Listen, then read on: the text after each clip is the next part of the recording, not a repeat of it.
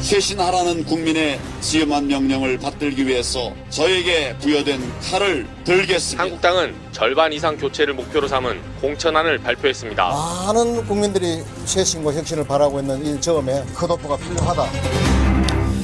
예, 자유한국당이 어제 개혁 공천안을 발표했습니다. 그런데 그 내용이요. 이번 총선에서 현역 의원 최대 50%를 교체하겠다.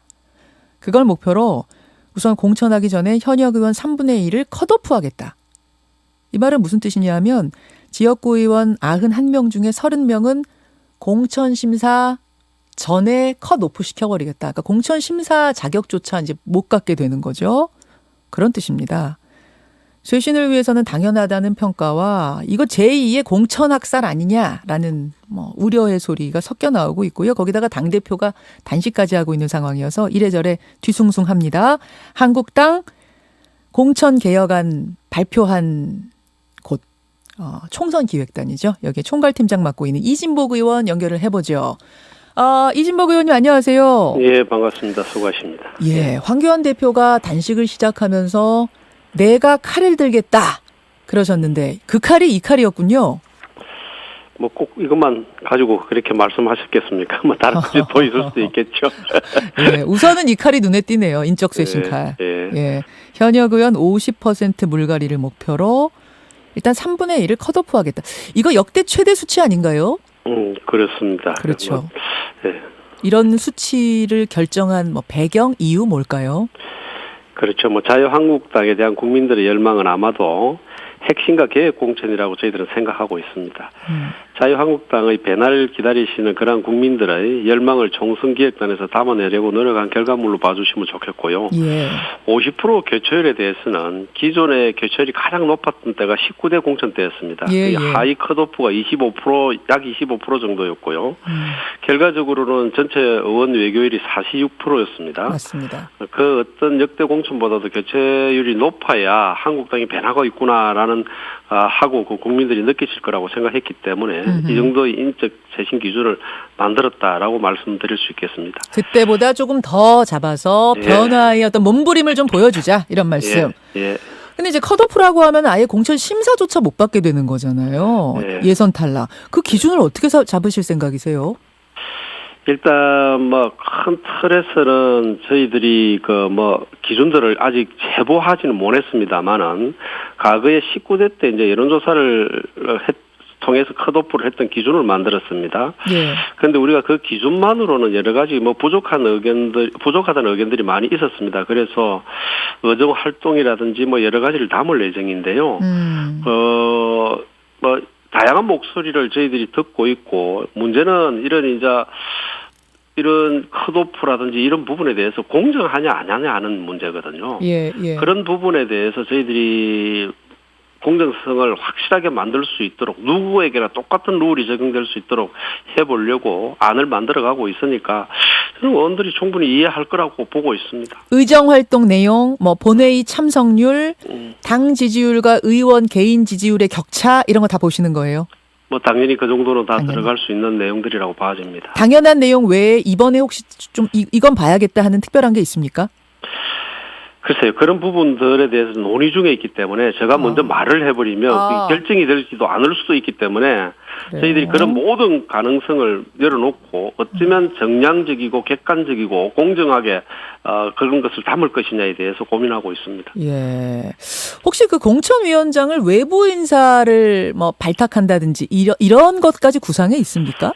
당헌 당규에 우리 공천관리위원회는 10명 미만으로 두도록 되어 있습니다. 그래서 당내에서 3분의 1을 할 수 있도록 해놨고 당 외에서 3분의 1을 하도록 되어 있는데 과거에는 내부에서도 하고 외부에서도 했습니다만은 이번에는 외부에서 해야 되지 않느냐 이런 이야기들이 많이 오고 가고 있는 중에 있습니다. 예. 외부에서 해야 되지 않냐. 그 얘기는 이제 잡음을 좀 줄이고 좀 더 파격적으로 좀 더 압박 없이 공정하고 파격적인 여러 가지 생각들을 좀 국민의 목소리를 제대로 담아서 할 수 있는 분을 모셔야 되지 않느냐 이런 여론들이 많이 있습니다. 이름까지 지금 거론이 되나요?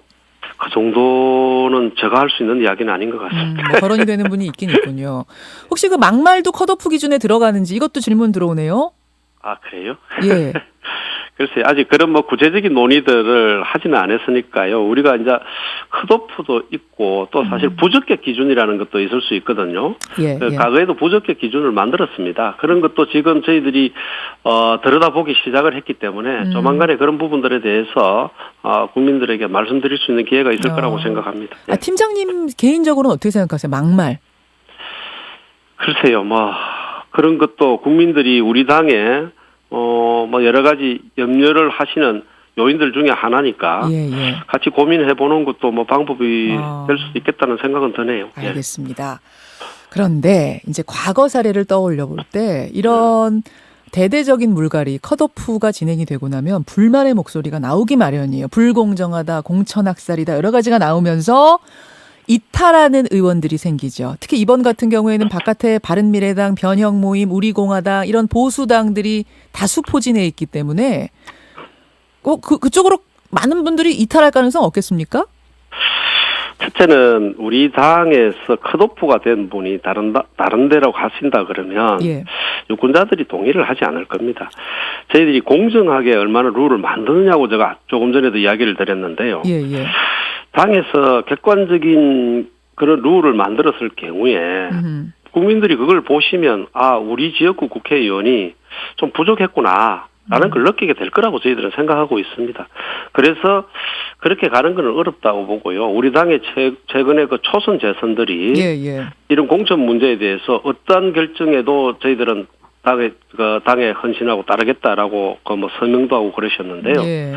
당내 그런 분위기들이 이런 걸 뒷받침할 수 있다라고 보고요. 과거에도 뭐 19대도 46%까지 교체가 됐잖아요. 예, 그랬었죠. 근데 뭐 그 몇 프로 더 올라가는 것도 중요하지만 더 중요한 것은 그런 공천 하고 나서 뭐 시끄럽지 않은 날이 있었느냐라는 이야기도 있습니다만은 완벽할 수는 없어요. 그러나 저희들이 국민의 눈높이를 생각하고 이런 일을 하기 때문에 그런 뭐 소소하게 개인적인 행동을 하시는 분들은 뭐 극히 드물지 않을까라는 생각을 가지고 있습니다. 뭐 그런 기대를 가지고 사실 공천기획단이 움직이시겠죠. 근데 이런 얘기도 있어요. 현역 물갈이가 능사냐. 20대 국회 때도 결과적으로는 50%의 신인이 국회에 들어왔지만 달라진 거 없지 않느냐. 어떻게 생각하세요? 저도 그 이야기를 하는 사람 중에 한 사람입니다. 그렇지만은 그 역대 저희들이 총선에서 승리했던 그런 기록들을 보면 대다수가 그 현역을 교체하는 지수에 따라서 승부가 결정이 났던 것들 데이터를 저희들이 가지고 있습니다. 저희들은 사실 뭐 공정하고 정의로운 공천도 해야 되지만은 이기는 공천을 해서 이 정부의 어떤 뭐 소통 없는 그런 그 국정을 저희들이 막아야 된다고 생각하고 있기 때문에 뭐 그런 여러 가지를 감안해서 이런 공천 기준들을 핵심적인 기준들을 만들고 있다라고 이렇게 말씀드릴 수 있을 것 같습니다. 알겠습니다. 총선기획단 한국당 이진복 총괄팀장 이진복 의원 지금 여러분 만나고 계십니다. 그나저나 이 의원님 황교안 대표 단식 3일째인데 가 보셨어요? 뭐 매일 가고 있습니다. 그러세요? 낮에는 청와대 앞에 앉아 계시다가 밤에는 국회에서 잠을 청하고 뭐 이런 식인 거죠? 그 청와대 앞에는 천막을 칠 수가 없습니다. 그래서 완전히 밖에 나가서 앉아 계시기에는 너무나 험한 환경이 되어서 또 청와대가 우리 시중보다도 온도가 한 3, 4도 낮습니다. 지금 또 굉장히 날씨도 춥고 그래서 그쪽에서는 도저히 며칠을 견딜 수가 없다고 보기 때문에 좀 그런 기준을 택하고 있고요. 조만간에 청와대에서 국회로 오셔야 되지 않느냐 뭐 이런 언론들을 하고 있는데요. 본인이 워낙 완강하게 청와대에 계시겠다 그래서 저희들도 지금 걱정을 많이 하고 있습니다. 그래요. 근데 지금 이제 뭐 여당에서는 24시간 당직자를 보초로 세우고 있는 황제 단식이다, 갑질 단식이다, 심지어 임신한 당직자까지 보초를 서고 있다 이런 비판도 나오는데. 상대를 비판하기 전에 자기들을 좀 돌아봐야 된다고 생각하는데요. 그렇게 하는 데가 어디 있겠습니까? 제가 어제 우리 일반 당직자들하고 예. 그런 이야기들을 나누었는데 예.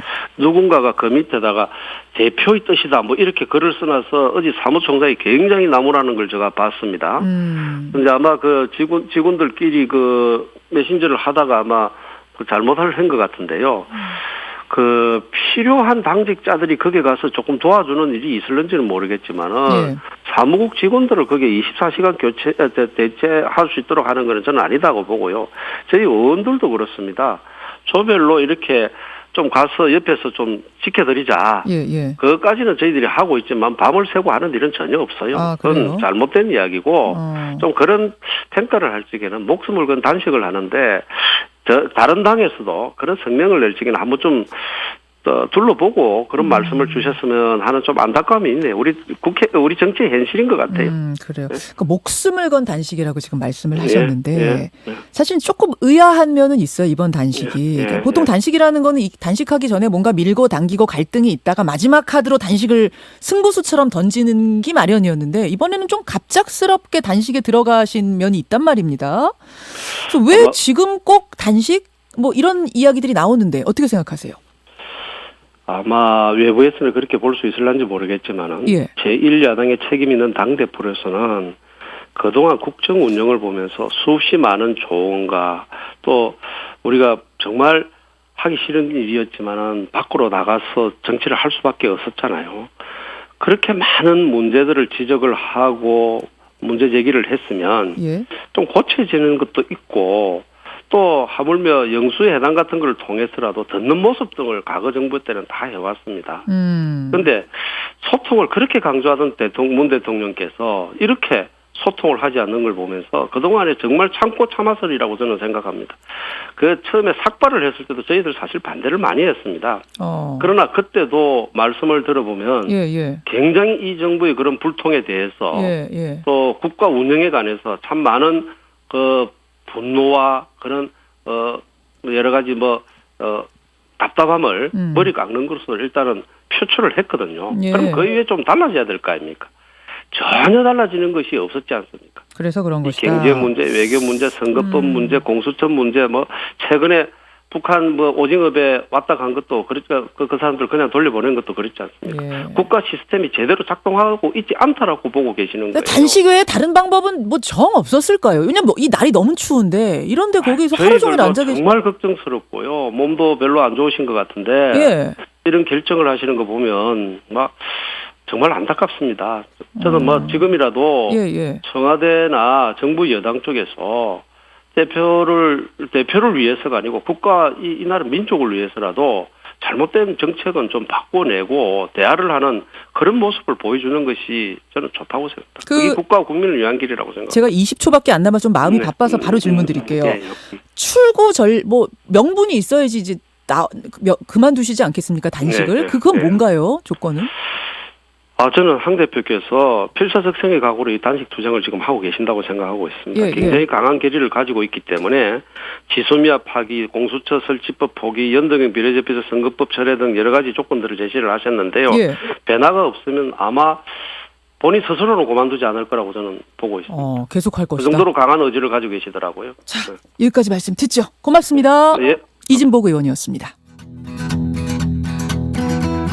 김현정의 뉴스쇼는 청취자 여러분의 참여로 이루어집니다. 트위터, 페이스북, 레인보우 게시판, 그리고 단문 50원, 장문 100원의 유료 문자 샵 1212, 우물정 1212 통해 참여하실 수 있습니다. 김현정의 뉴스쇼, 여러분과 함께 만듭니다.